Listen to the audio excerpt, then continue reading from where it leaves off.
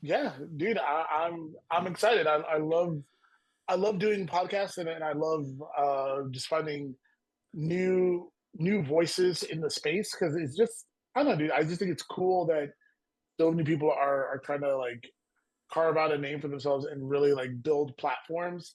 So if we can take a small part of that, like I'm all about it. Yeah, I appreciate that. Yeah, there's a lot of us that are doing it, and a lot of us that are kick ass and repping whatever DIY scene is out there, depending on where it's at. It's been a good journey doing this so far. So, um, my only question for you before we get started is, uh, do you have any unopened beverages that you're going to be drinking on this episode? You don't have to drink on these episodes, but you're more than welcome to. Yeah, I got a little something in the old cup Okay. going. So Uh, yeah, we'll be a well, little sauced up to boss up. all right, perfect. Well, what I'll do is I'll crack my beer, do the little intro, bring you in, and then we'll just see where this goes. Sounds good. I can get this open.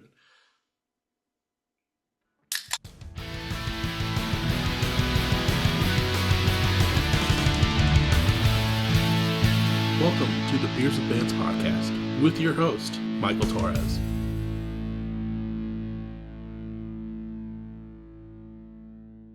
What is up, everyone? Welcome back to another episode of Beers with Bands. This week, I'm sitting down with the band Haunter. I'm sitting down with Enoma. How are you doing? I'm doing well. Mike, how are you doing? I'm doing good. It's Sunday. Having a little beers, a couple beers in front of me. Get to talk to you about your band and your music. So, it's gonna be a good day. Yeah, man, I'm looking forward to it. Got a little something going in my cup right now, so we're feeling pretty good on this Sunday afternoon. Hell yeah, dude. Like I mentioned, you're Noma from the band Haunter. Haunter is a like a pop rock band, a little bit of synth, a little bit of alternative in there. I think based out of, if I remember correctly, LA and kind of Houston. You guys are kind of split out there. What do you, before we get too far, like I said, your name's Enoma. What do you do in Haunter? So I am the guitarist and I am the co-founder of the band. So I founded the band. I play guitar and I kind of act as our day-to-day manager. Okay. How tough is that acting as a day to day manager for a band? Because there's a lot of bands out there that are maybe deciding to get a manager, someone from the outside to bring it in, or you have a lot of the younger bands that are kind of trying to manage their friends at the same time. How is it for you doing that with this band? Um, I think it's easy for me because I've had a lot of experience doing it for my other band that I was in like for a number of years. So wanting to take ownership and kind of run point for any like business related dialogue, I'm the one champing at the bit to get into the room to talk to the person to understand more about the business, the industry, how to grow. Like I have a huge passion for that work. And so it's just kind of lent itself to where if I'm going to be involved in a project, there's a good chance like I'll end up running point on it. Mm. I mean, it's good to have someone that will take those reins, um, just because some bands can just be so all over the place depending on what they have going on in their normal lives that it's really hard. Like obviously, you were the one that sent the email on behalf of Haunter, and so it's always interesting to see who kind of gets stuck with that position, whether they choose to get stuck with that position or choose to take that position. I think most people or most bands that have like we like to use the term band dad. That's essentially what I am. So as a band dad, you're just like, all right, like the work needs to get done. If we're really trying to do something of significance at all, then someone needs to be the advocate for the band. So it needs to stand up, say, "Oh, we want to do this. We want to talk to these people. We want to have this relationship. We want to ask these questions." You, the person who it should be, will naturally. I feel like they will naturally kind of get there. They'll realize, "Oh, I have a skill set," or "Hey, no one else is doing this, but I still really want to get this done." They'll just kind of make themselves known after a while, and then the band itself, or at least in my experience, will just kind of like start trying to cater to their own relative strengths. So with our band, I I am kind of the genesis for a lot of the stuff that's done online, like any of the press stuff, any of the like music industry stuff, like all of that. Like a lot of it comes from me. But let's say Mark, our bass player, he knows live audio on a level that I'll never know it. At that, I don't have the capacity or the bandwidth to be competent in that space, but he does. So I leave all of that to him to run. So when it comes to our live sound, Mark is like the point person, like operations, like he's the guy. Lucy and I are I would say the majority of the creative force in the band. So with Lucy, it's lyrics and melody, and I help out like when and where I can when it comes to that, along with our producer. But when it comes to like the visuals, like the photos, the art direction, like the particular fonts we use, I mean, color schemes, all that comes from me, and it's because I am obsessed with it. I'm obsessed with it, and it's worked out, and so no one has really fought me for it. But we always do what we can to take in everyone's perspectives. But when it comes down to a breakdown of responsibilities, like those are kind of the lanes that we all swim in. Yeah, and with creativity, you guys are always constantly putting out reels. I'm more of an Instagram person than TikTok person, so I'm always seeing the reels when I'm scrolling through Instagram. For people that should be following Hunter, you'll see a lot of it of Enoma and Lucy kind of just playing along to the songs and just getting it out there and just doing that grind for content creation that kind of needs to be done a little bit in this day and age now. Yeah, and I'll be honest with you, man. It took a while for us to even get to that point, and I kind of regret it because I feel like had we caught on sooner, we would either be much better at it than we are now, or we would have blown up. Like I feel like we were just late to like the last train for like bands to blow up from just doing that type of content. Hmm. Because I know there was a lot of bands that we were friends with that kind of found notoriety during the pandemic when everyone was at home. They were just getting really good at being consistent with posting like their covers or posting uh, songs or lip syncs or like little cute sketches, like all shot on their iPhones. Like it wasn't anything like super high production value, but they were some of the first to market and the first to kind of grab up that consumer that was looking for that content, and they were able to like transition and like work it into like real tangible success. Um, but if you're looking online for us, like we are, I would say we're late to that party, but we've gotten really good at being consistent with posting. So as far as like just seeing something from us at least once a day, like I can guarantee that like you will see something from our band at least once, if not 3 to 4 times a day, because we've just gotten really consistent, and that's I'd say one of our biggest lines is like you just gotta be consistent, continually fighting for that space. Yeah, 100%. And it sucks just like the one time you feel like you miss a beat where you feel like you've kind of like lost traction, but usually it's not too much traction. But yeah, once you get in that rhythm though, I feel like it's pretty easy to kind of keep going on that. Oh yeah, man. Like once you've figured out like the different like ways you can kind of position like a statement or a prompt, it becomes a lot easier. Plus, I'm also a huge fan of recycling content. Like just because you posted one video that one day doesn't mean that like within a week or 2 weeks time you can't cycle out the same video but maybe use a different prompt and just try to see what elicits a response and just keep at that.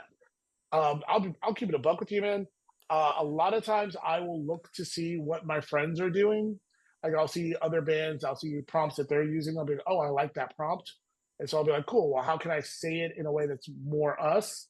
Mm. Or if it's just a 10 out of 10 and it's a good prompt, I'll be like, nope, I'm straight gonna just use that. And there's nothing wrong with it. I mean, like if you go through and you really start looking at bands, like you'll be like, oh, hit. Like, yeah, they're all kind of using very similar prompts. They'll be Yeah. like, oh, the singer and the guitar player are locked in on this one. Wait for it, or day one of doing this, or posting this song until this particular group of people find us. Or hell, I did one yesterday. I literally walked into a hot topic, walked around for like 3 seconds, turned around, saw that there was a Falling in Reverse record in the background, and I just did a video playing my song over it, saying that, oh, these team members and these customers at this hot topic don't know that I just put out a fire ass pop punk song. Like, it is just simple, Yeah. silly shit like that. Even if it's not like the most high concept stuff, like just being consistent and knowing that you need to be present on the platform to have a shot at growing and making some significant change. Because what if someone sees it, they're like, oh, well, how fire is that song? Then they go to our profile, see the link, or see videos that are playing the song, and be like, oh, that song's dope. Are they on Spotify? They move over to Spotify, they see that we're on there, they see the song. Like, it comes full circle. That discovery doesn't happen if you're not in the marketplace. So Mhm. you got to go where the people are. And until the next big social media platform emerges, the people are on TikTok, they're on Instagram, they're on YouTube Shorts. So you just got to be there. You got to just get after it. Yeah. I mean, uh, you know, I know we kind of derailed at the beginning already talking about your band, but I love doing tangents, and I feel like that stuff's helpful for a lot of bands that are trying to like kind of do something a little bit different, like break out, because it does take time, and you just really have to like kind of strive and really make an effort into doing it for those like promotional items and just kind of just really pushing through. So I think that information is kind of good to get out there for some people. Oh yeah, I mean, don't get me started. I will literally talk the entire hour about that kind of stuff because it's what I know. Like, I do it every day, and I've been fortunate enough to learn from some people on like good things to do, and I've learned by failing what not to do. So if any band who or anyone or any artist is listening to this and would like to talk to me about it, like, I'm all ears. Like, we'll drop my socials later on, but like, I am all ears to have a conversation and to offer any insight that I can. Hell yeah. Well, everyone be ready for that. But kind of getting back into Haunter. Haunter, like I mentioned, is a pop rock band. Started out in like late 2019 with the first single in 2020 called "Love You Better." I know it's kind of like an interesting story how this band came together. Obviously, you're one of the co-founders. It was, from what I understood, and correct me if I'm wrong in any of this, obviously, or I could just have you say say it too to make sure I Mhm. don't butcher it. But you kind of were at this like kind of almost like crossroads, trying to come up with the next idea that you were going to do in your musical career, and you're able to kind of connect with some people and shoot some stuff across the country to kind of get some ideas flowing, and from there it's kind of where Haunter like emerged from, and like from there. Yeah, yeah. I can. So the band sort of started because I was in a band in Houston that was kind of doing some things here and there. Like, we'd had some success. It was minor, but like, we'd done some cool things here and there. One of the last shows we ever played was at the House of Blues in our city, which was a huge show. We had a lot of our friends and some local bands that we really liked. And at that show, Lucy's band, Apothega, played with my band. And then I was, my band was starting to kind of fall apart. Like, it was just wasn't a good environment for anyone to be in. But I just remember that as I started wanting to explore new music or a new idea, I knew right away that I wanted a different type of energy in the band. So like, I knew I wanted uh, a female vocalist. I knew that that was like, okay, whatever we do, that's going to be kind of the corner, a big part of our identity. Because I just wanted different energy around me. I was just like hanging around band dudes for 10 plus years during like some of the worst times. I'm just like, all right, let me get out of this. Let me get some new energy. And we started with literally no songs, no music. I just knew that who we were going to work with. I knew that we would have some good songs. I was like, hey, just trust me. Like Lucy, just I know you don't really know me super well, uh, but are you willing to basically hop on a plane and fly across the country to LA to go work with this producer who I think is going to be like honestly one of the greats. So let's just take a shot and get in when we can. And I love Lucy for this. She didn't ask any questions. She was like, "Cool, tell me where and when, and let's make this happen." And then just that radical acceptance, that radical enthusiasm, led us to what we have today. Dude, that's amazing. It's always interesting to see too, like the different variations of bands that come out. Like as bands fall apart and just making those connections with other bands to kind of reform something new and kind of take that new step forward. It's awesome that Lucy was uh, so willing to kind of go with the vision and just see what you had, and now to see where that was 2019. And now where we are in 2024 with the latest single "City Boys, Pretty Girls" that just came out literally 2 days ago. At the time it's recording, like it's crazy to think. Like, do you ever turn to her sometimes and just be like, "You trusted the vision. Like, look where we're at." Man, I'll say this: like when I was starting this band, and we were finally in LA, and we were working on songs. I think that's when it felt very real to everybody. It wasn't just this concept anymore. Like, oh, well, maybe we'll do this. It's like, no, we are doing it. And there's definitely been moments that have happened, particularly even this year, that have made me realize, like, oh, that little promise that I made to everyone, saying like, oh, I'm going to work to change our lives, like actually has come true in a couple of different ways. From just the fact that we're working with like arguably like the best producer in rock music like currently, and that's like just being in that room and being granted that kind of access to someone at that level, the all the relationships we've formed because of that, like the fact that our songs have been featured in movies, the fact that we've been on the radio 2 times this year alone for songs that we put out years ago that are just now finding their audience. There's a lot of stuff that's happened that I have never had before in my life.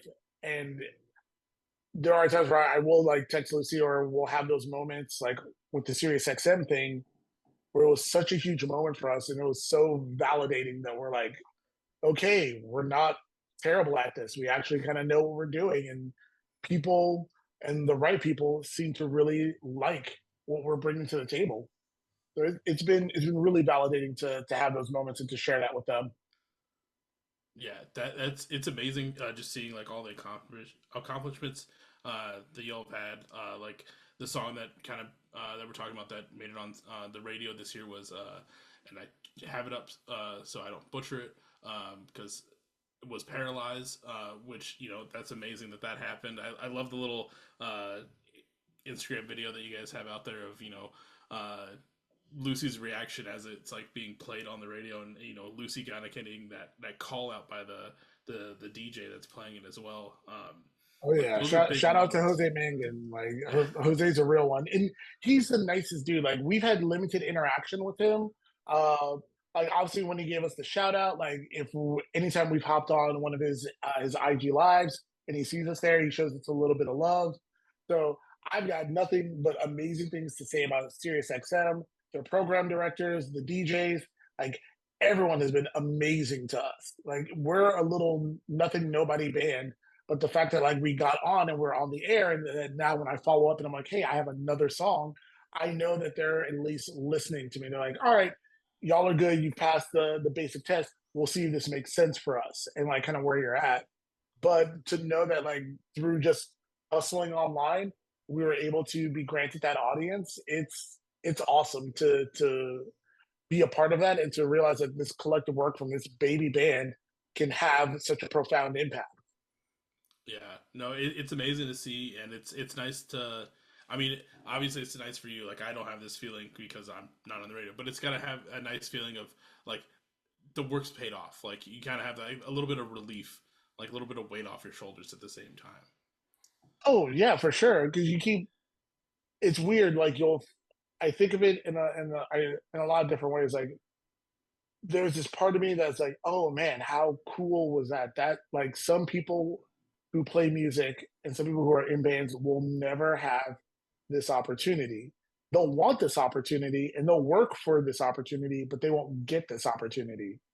So one, recognize that like you are just for simply getting this to happen are doing things that someone wishes that they could do. And that's you gotta kind of give it its due respect.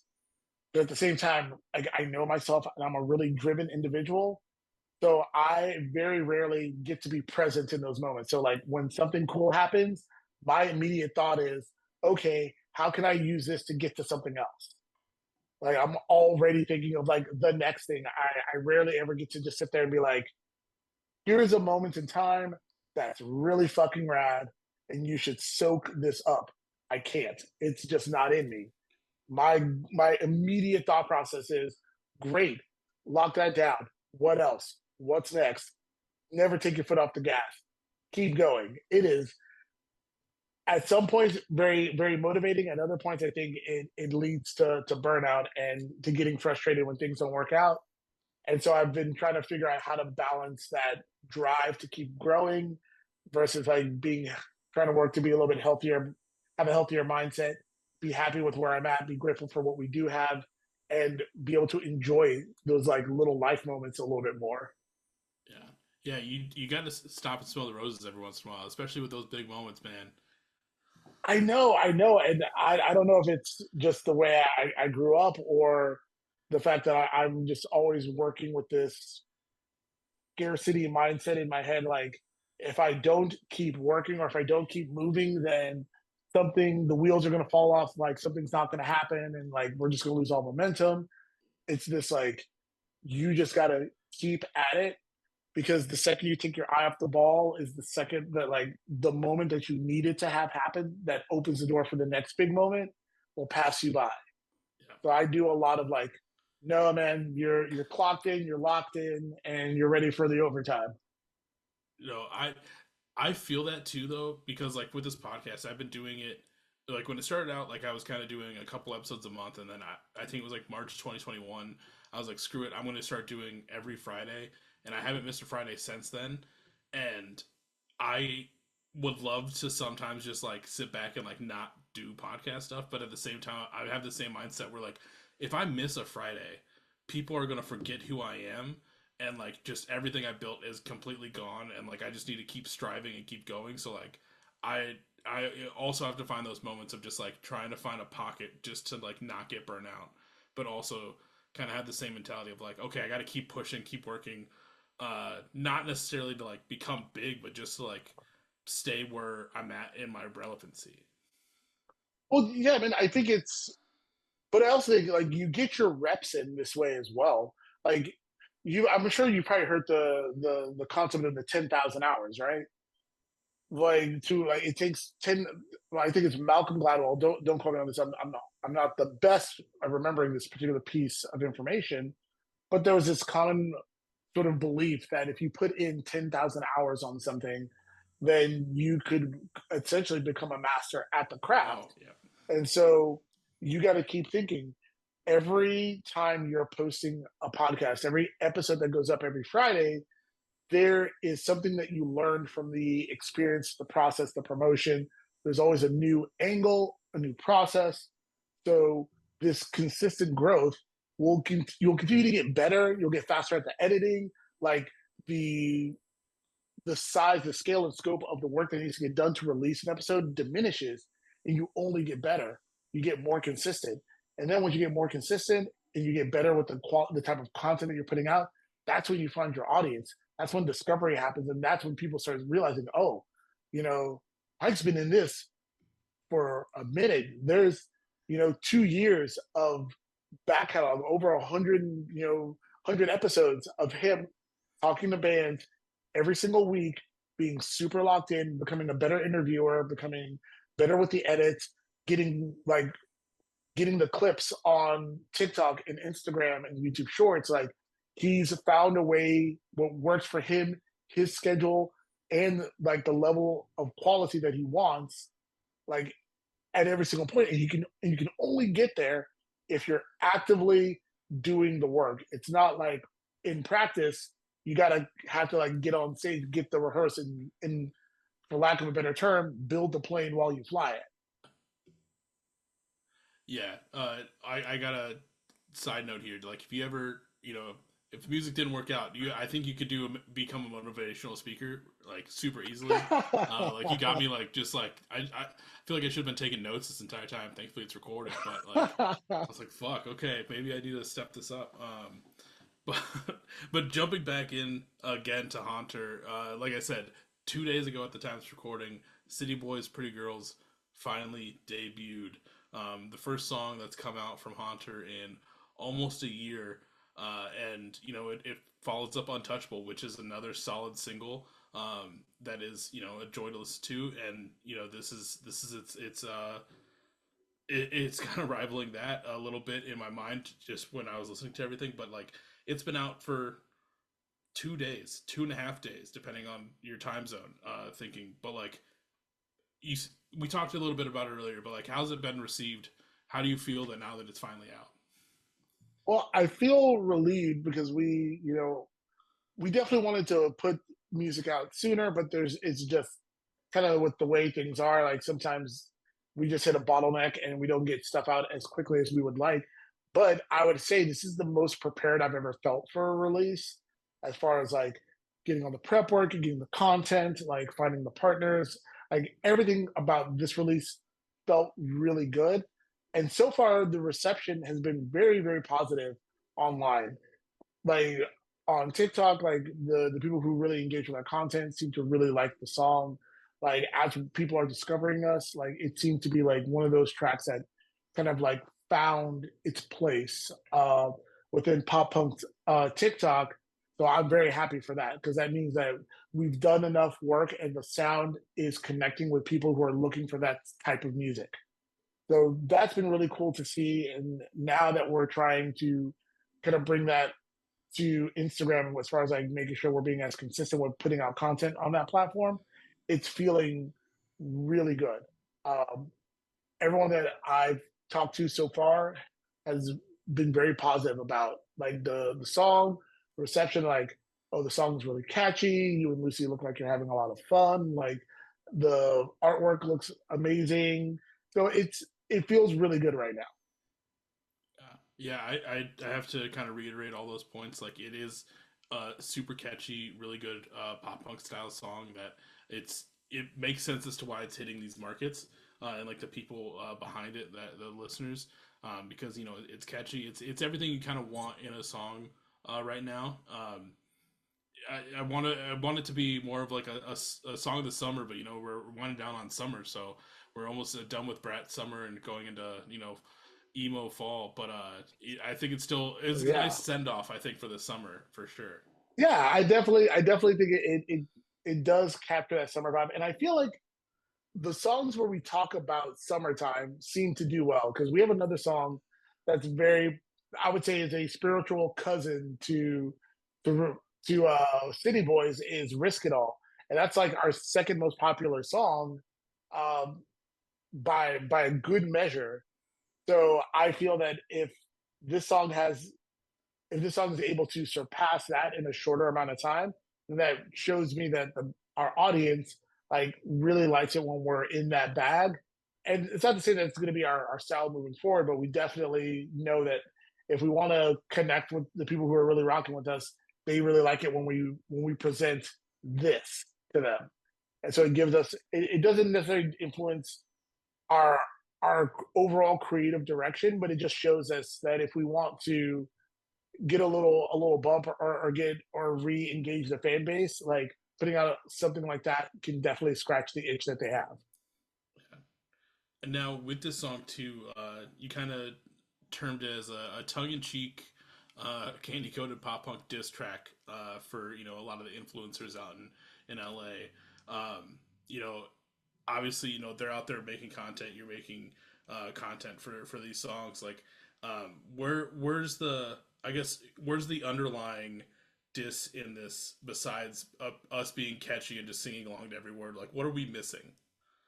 So I think I think really when we wrote the song, there was a disconnect that we had as a band between like influencer culture and like all the kind of like hype BC, like clout chasey, like gross sort of parts of social media influence.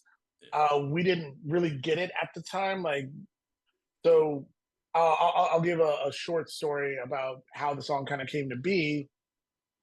So we were in LA maybe about 2 years ago.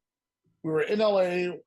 Some friends of ours were in town and they were playing a show somewhere in downtown LA. So we go, we hang out with them, and they've made some friends out in LA, and they're like, "Hey, we have this house. It's somewhere in the hills. We're all gonna go back there after the show to hang out." So we're like, "Bet this sounds like a good time." We get there, and what I didn't realize at the time is that it was actually like an influencer house. Mm. So where there's like 5 or 6 people who all live in the house. They all make their own form of content, and then they do collaborative stuff together as well. And so we were at the house, and we're seeing all of these people make like they have their phones out. At first, we're just thinking, oh well, they're all just kind of like messing around and like playing music, and just being chaotic. But no, then I started realizing, oh no, they're actually making content right now. Like they're not hanging out with each other because they're wanting to like just have fun. They're kind of working right now. And that was a weird thing for me to wrap my head around at the time. Um, but the thing that turned me off the most about just kind of being in that space was we were talking to one of the people who I think lived at the house on the patio, and we were just having like a real casual conversation, like nothing super serious. But they started kind of talking about like TikTok, and we weren't very big on TikTok at the time, and we didn't really know how to like leverage it or to how to really be active on it. And they asked us, "Oh, how many followers do you have?" At the time, we had maybe 2,000, like a very, very, very small like following, and I could just see it on that person's face. Like at first, it was like genuine interest and wanting to engage, but I could see it slowly kind of like leave their face, and I was like, ah, okay, you were. This was just a preamble for you to see, like, if I had anything or had a platform or larger platform so that you could leverage that. Yep. And that didn't feel the best, but I understand where they're coming from. I understand the need to put out content all the time. The need to associate with bigger people who are doing better than you, because the name of the game is not necessarily, oh, let me just see if someone can do me a favor. A lot of times they're just like, oh, how did you get there? Or can I learn something from you? Can you help me get better? And if you can't, while I think that was maybe a rude way to go about it. Ultimately, that person was looking to connect with someone who they were hoping could help elevate them. And if they weren't able to find it, they're like, okay, I'm going to go do something else or connect with somebody else and see if that opportunity is there. So I'm not, it is a diss in the way that like, you don't want to take it too seriously, that it's still the internet and some of the shit that happens online is goofy as hell. But I think looking back on it and wanting to offer some grace, like I get it. It just didn't feel super awesome to be on the receiving end of that, like, okay, I don't want to talk to you anymore type shit. So yeah, that's kind of what prompted the song. And I think we're just like, yeah, we're not really directing it towards anyone per se. We're just like the culture in and of itself sometimes can be a little silly. Yeah. Yeah. The whole influencer lifestyle is so weird to me sometimes. Just like you said, there's 5 to 6 people usually sometimes living in a house, and building their content. Whatever, that's their job. Which is crazy that that's their job, but still. But to like also be like, oh, like you're not worth talking to even in this conversation because you're not at the same level or higher than I am, because at the end of the day they're all just trying to make content with anyone that can get them views. is super shitty.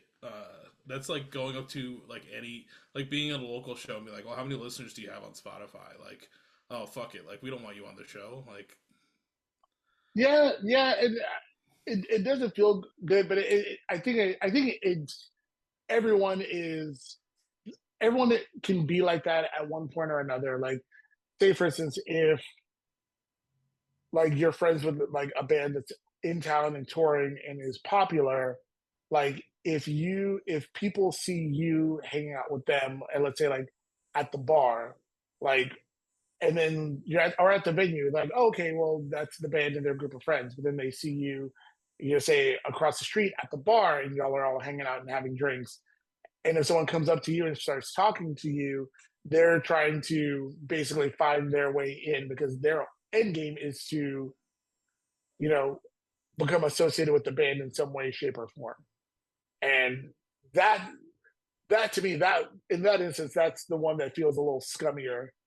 And we also kind of talk about that within like the influencer culture. Like that's a part of it. That's the it's the person in the room that is wanting to be associated for the sake of being associated with the group of people.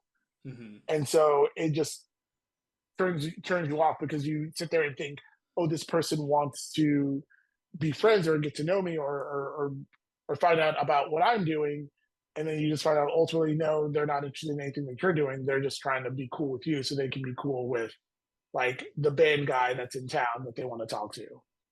So that at times can feel shitty, like Yeah, for lack of a better term. That can feel kind of shitty. yeah, it's crazy, just all of that stuff going on. And I guess I hadn't thought about as much of like the second part. Like having someone try and like use me as a leverage to kind of get up to that point, which kind of feel like if I were out at the bar with a band that I knew that was some level of whatever. But yeah, it's kind of crazy just the world, uh, the social structures, I guess, even which it's weird that I'm diving into social structures. That's not the type of podcast that I run.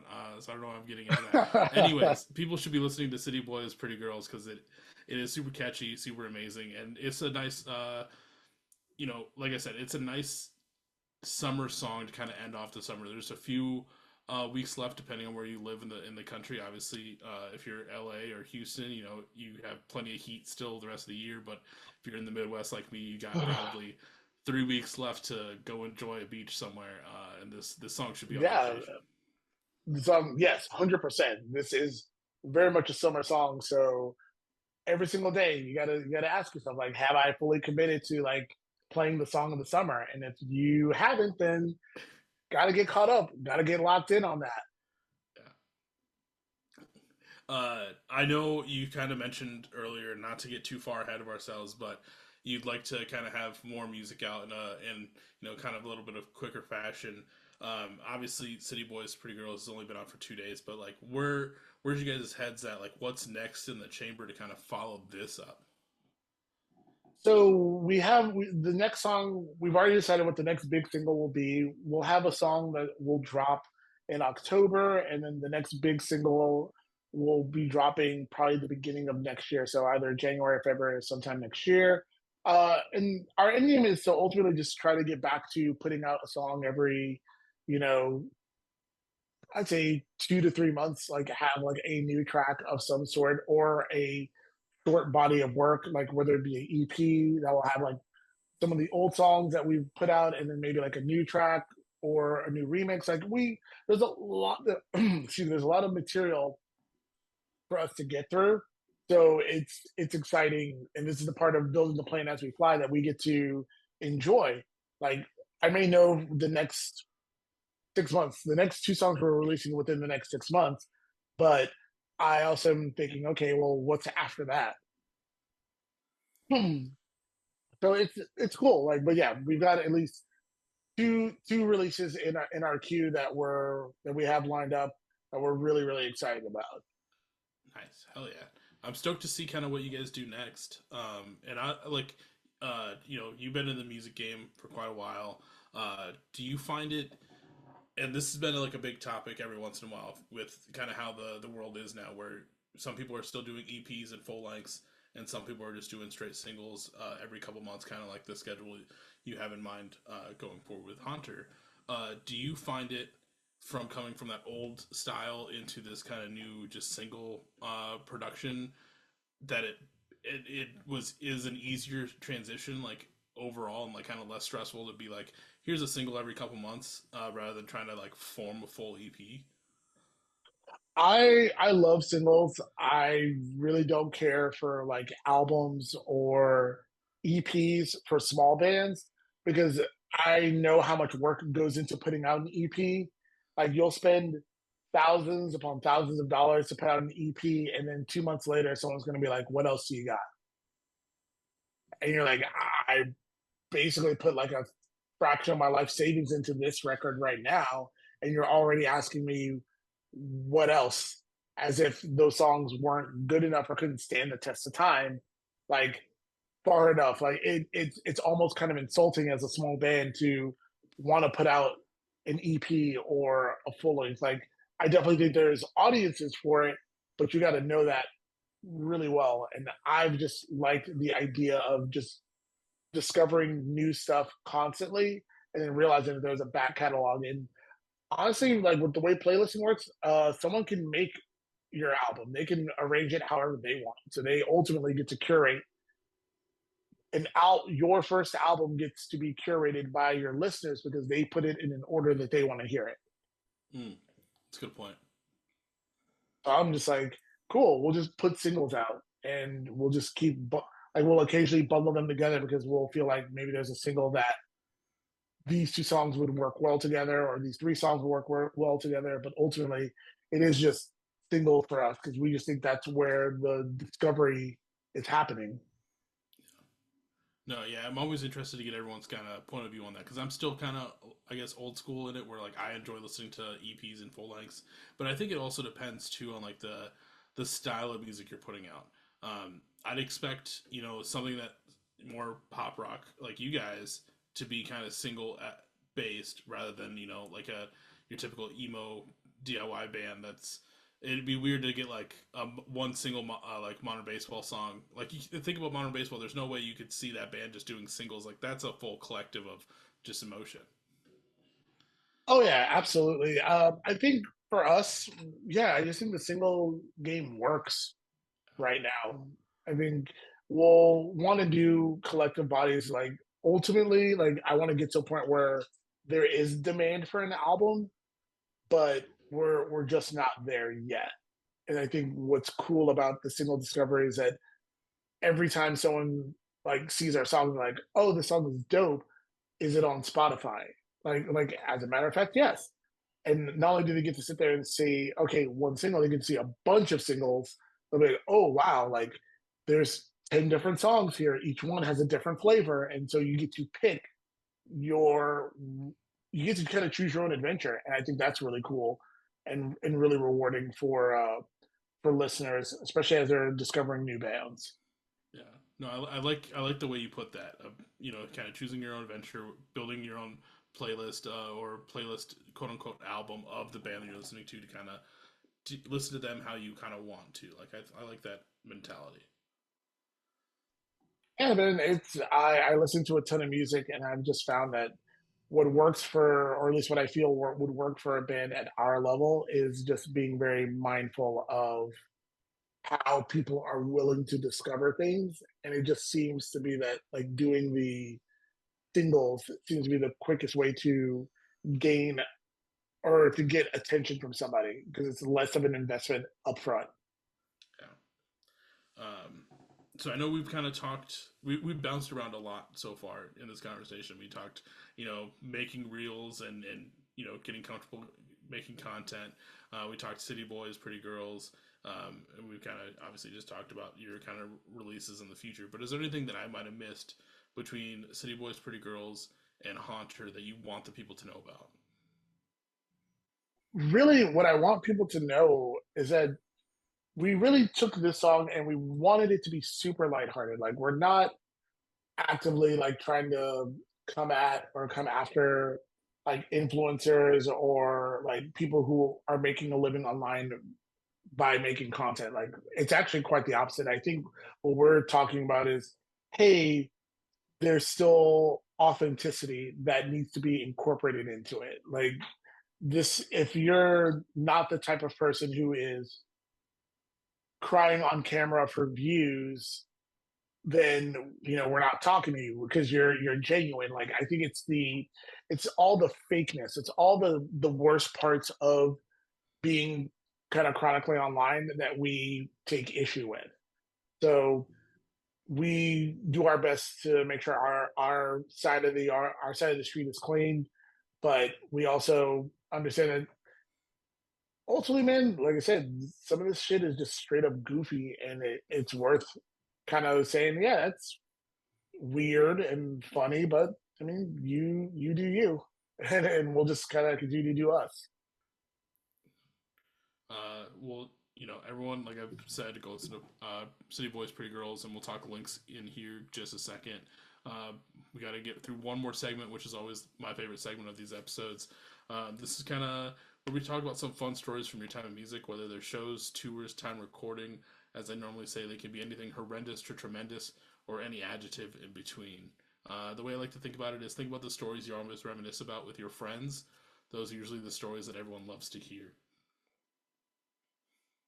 Oh man, there's there's so many moments that I would want to talk about, but I think I want to talk about there's maybe two real big moments for us as a band. The first moment is kind of when I thought, all right, we may actually be onto something. Um, it was our first trip to LA, and we were working on Paralyze, and because I don't know if people know, but it was actually one of the first songs. It was the first song that we wrote as a band was Paralyzed, and it took us years to release that one song. But we when we were recording it and Lucy was doing some of the last vocal takes on it, we were trying to figure out what to do at the last part, and none of us really had any ideas. Lucy was just kind of like, "Hey, just play the last chorus, and I'm just gonna try to do some stuff. Like I don't know what. I'm just gonna step up to the mic and see what happens." So we get her set up, and song starts playing, and then we just hear her just kind of do this huge vocal take, and it's just this massive run on the last chorus that actually ends up being in the song. And I just remember when Tyler finally hit pause, we heard his wife in the other room be like, "God damn!" And and she like came into the studio and was like, "Was that?" And she was like, "Was that you, Lucy?" And she's like, "Yeah." And she's like, kind of nods her head and then like walks back into like the living room area. And I was like, okay, she's hears bands sing and scream into microphones all day, every day, like living and working in the same space. So I was like, so she knows good. Like Kim has amazing taste on so many fronts. So if she is impressed, I'm like, okay, we're on to something. So every time we go to record in LA, I'm just like Tyler, I just want to be Kim's favorite band. I just want her to be like oh hell yeah, another song from Hunter. Or like yeah, they're coming by and you're working with them. Like it's I'm like as long as we're her favorite, then I'm like locked in. Let's go. So I that was a really cool moment, and I think probably the greatest moment for us was the Sirius XM thing. Like the moment that one when I found out that was going to happen, but two like being able to share it with my bandmates and like have that moment, like that was really powerful. Like I know what it meant for Lucy, like coming up in the metal world, coming up in hard rock, like that being picked to have your song on Sirius XM Octane, like a station that her friends listen to, her family listens to, one that, her father, who, rest in peace, like would have listened to, like to have her in that moment realize like, oh, the tastemakers in this world are saying that me and my band are good enough and that we're worth the attention, we're worth the audience. Like to be able to share that with her in that moment, like was incredible. Like if I don't watch the clip, I put it up and I pinned it because like it's definitely something that's amazing and such a huge moment for us. But I don't want to watch it because I realize I'm going to get emotional like watching it again because just having that moment for my best friend was awesome. That was like that was one of the best times, like period. No, yeah, those are two solid moments. I hope uh, you always will get the opportunity to become was it Kim's favorite band? Like that's to have that moment in first time in LA doing that and then having Lucy power that out like that's fucking amazing. Like Paralyzed alone came out sick, but to hear like that backstory for it, that's so sick. Yeah, that was a really cool moment, and shout out to Kim. She's an angel in every sense of the word. One of the best people on the planet, hands down. Yeah, and then like you said, watching that clip, like obviously not as connected with Lucy as you are, but watching that clip, just seeing her kind of freak out in like the best way, with getting on serious, it was emotional. So I don't blame you for not going back and watching it because I'm sure it would be pretty tough in a good way, obviously. Yeah, man, like it was just really affirming, and it was just one of those beautiful little moments where like the hard work, like the all the times you're like, man, are we any good? Are these songs any good? Do people even like us? Like, what are we doing? We're spending so much money. We're doing this. Like, does it make any kind of sense? To have that little moment, that could be a lot to get you going because it not only allowed for us to be introduced nationwide to millions of people, but like now we're starting to see that other terrestrial radio stations are starting to spin us because we got on with Sirius. Like it's the thing that can lead to the other things. Like other stations are starting to pick us up, and we don't have like a publicist or a PR team or anyone. It's literally just me and the people who are listening to us advocating for us and like saying that we're worth time and energy and investment. Like it's all of that has just been really kind of rewarding to see and to go through an experience. Well, I hope those experiences keep coming for the four of you and it keeps growing from here. Like I've said throughout this, everyone go listen to Haunter, go listen to City Boys, Pretty Girls. You guys are killing it with everything you're doing, and like I really can't wait to see what comes next after City Boys. Man, I'm it's exciting times. The things I can tell you is that we're only getting better. The songs are getting bigger. Like the visuals are going to match it, and I'm excited. We literally had a meeting just 2 days ago, like literally the day of release, where we talked about the type of content we want to put out for some of the new songs, and it's gonna be epic. Like I think we're really gonna lean into this space and try to do some things that like we've never done before, but hopefully we'll find a way to make content that people haven't seen before, and that to me that's gonna be the exciting piece. Dude, hell yeah! Well, I'm stoked to hopefully see it, and I hope everyone else sees it. If they're looking for Haunter merch, music, or the band in general, where can they find it? Oh, well, they can find all things Haunter at our website, haunterisn'treal.com. We're on all the socials, so TikTok, Instagram, Twitter, YouTube, and all the same handle at Haunter Isn't Real. We try to be real consistent on all the platforms. We're even on Discord. We have a Discord server called the Thought Line, which is basically the name of our group chat. So we just try to bring everyone in to see some of the ridiculous stuff that we like to talk about. So wherever you want to find us on the internet, just type in Haunter Isn't Real and you will find us. Yeah. Well, depending on uh, where people found this episode, whether it's Facebook, Instagram, Threads, Twitter, X, check those the description down below. Follow those hyperlinks. Go follow Haunter, all the socials, Discord as well. Stay up to date for new music, new videos, everything. Be ready for the single coming in October, shortly after this episode probably comes out. And as well, like I said, listen to City Boys, Pretty Girls, because you know it's by then it's gonna be October. A lot of hot places, you can still it's summer all year long. We don't get that in the Midwest, so you got to go enjoy those moments for me in October.